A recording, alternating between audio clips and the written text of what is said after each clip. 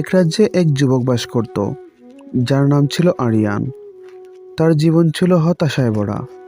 ব্যবসায় লস, কাছের মানুষের বিশ্বাসঘাতকতা আর চারপাশে মানুষের অবহেলা তাকে খুঁড়ে খুঁড়ে খাচ্ছিল। সে ভাবত, কেন আমার সাথেই এমন হয়? কেন আমি মানুষকে চিনতে ভুল করি? একদিন সে পাহাড়ের চূড়ায় থাকা এক বৃদ্ধ জ্ঞানীর কাছে গেল। আরিয়ান তার দুঃখের কথা বলতেই জ্ঞানী মুচকি হেসে বললেন, বৎস, খারাপ সময় সবার জীবনে আসে, কিন্তু যারা বিজয়ী হয় তারা জানে কিভাবে এই অন্ধকার সময়ে নিজেকে শান্ত রাখতে হয় এবং কিভাবে মানুষের আসল রূপ চিনতে হয়। আজকের ভিডিওতে আমরা আরিয়ানের সেই গল্পের মাধ্যমে শিখব খারাপ সময়ে বিজয়ী হওয়া মূল মন্ত্র এবং মানুষের দ্রুত চিনে নেওয়া 5টি সাইকোলজিক্যাল ট্রিক্স। জ্ঞানী ব্যক্তিটি আরিয়ানকে একটি মাটির কলসি দেখালেন, যার ভেতরে পানি ছিল। তিনি বললেন, যদি এই পানি খুব ঘোলা থাকে তবে তুমি কি কলসির নিচের অংশ দেখতে পাবে? আরিয়ান বলল, না। জ্ঞানী বললেন, আমাদের মন ঠিক তেমন। খারাপ সময় আমরা অস্থির হয়ে পড়ি বলেই কোনো সমাধান খুঁজে পাই না। প্রথম মন্ত্র হলো অপেক্ষা ও ধৈর্য। যখন পানি স্থির হবে তখন কাদা নিচে থেকেই নিচে জমে যাবে এবং পানি পরিষ্কার হবে।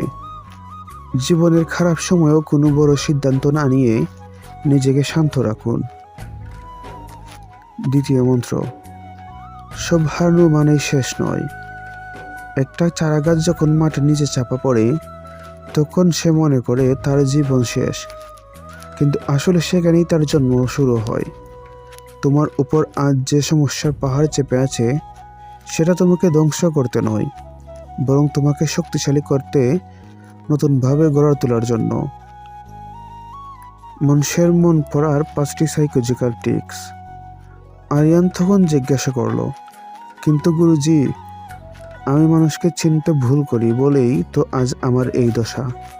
মানুষকে চেনার উপায় কি? জ্ঞানী তখন তাকে 5টি গোপনীয় কৌশলের কথা বললেন।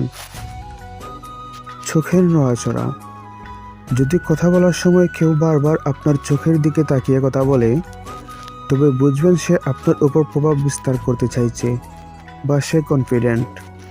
কিন্তু যদি কেউ কথা বলার সময় বারবার নিচের দিকে তাকায়, তখন বুঝবেন হয়তো কিছু লুকাচ্ছে, অথবা সে মানসিকভাবে আপনার চেয়ে দুর্বল।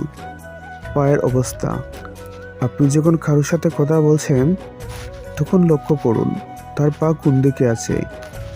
যদি তার পায়ের পাতা আপনার দিকে থাকে তখন সে কথা শুনতে আগ্রহী, কিন্তু যদি তার পায়ের পাতা দরজার দিকে বা অন্য কোনো দিকে থাকে তবে বুঝবেন সে আপনাকে এড়িয়ে যেতে চাইছে এবং সেখান থেকে পালানোর সুযোগ খুঁজছে।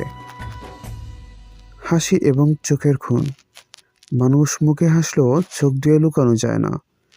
কেউ যখন মন থেকে হাসে তখন তার চোখের কোণে ছোট ভাঁজ বা রিল্যাক্স পড়ে, কিন্তু যদি কেউ শুধু ঠোঁট দিয়ে হাসে এবং চোখের চারপাশে স্বাভাবিক থাকে তবে বুঝবেন সে হাসি কৃত্রিম বা মেকি।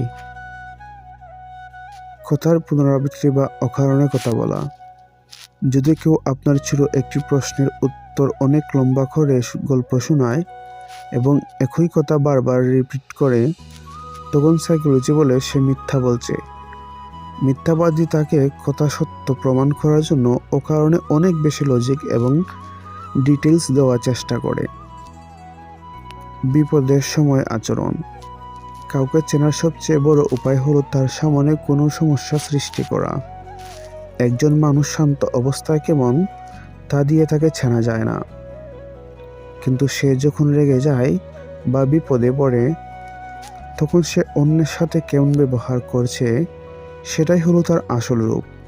সে বিপদে আপনাকে ছেড়ে পালায় বা রাগের মাথায় আপনাকে ব্যক্তিত্ব আক্রমণ করে, সে কখনোই আপন হতে পারে না। জ্ঞানী আরিয়ানকে বললেন, মনে রেখো আরিয়ান, এই 5টি কৌশল তোমাকে মানুষকে চিনতে সাহায্য করবে ঠিকই, কিন্তু নিজের উপর বিশ্বাস না থাকলে তুমি কোনোভাবে বিজয়ী হতে পারবে না। তোমার খারাপ সময় হলো তোমার শিক্ষক। এটি তোমাকে শেখাবে কারা তোমার আপন আর কারা তোমার মুখোশধারী বন্ধু। আরিয়ান তার ভুল বুঝতে পারল। সে নতুন উদ্যমে নিজের কাজ শুরু করলো। কয়েক মাস পর তার জীবন আমূল বদলে গেল। আজ সে আর কেউ হতাশ নয়, বরং একজন সফল এবং বিচক্ষণ ব্যক্তি। বন্ধুরা, আপনার জীবন আজ অন্ধকারে থাকতে পারে, কিন্তু মনে রাখবেন, রাত যত গভীর হয়, ভোরের আলো ফোটার সময় তত কাজে আসে। ধৈর্য হারাবেন না, নিজের বুদ্ধি আর নীরবতার হাতিয়ার বানান।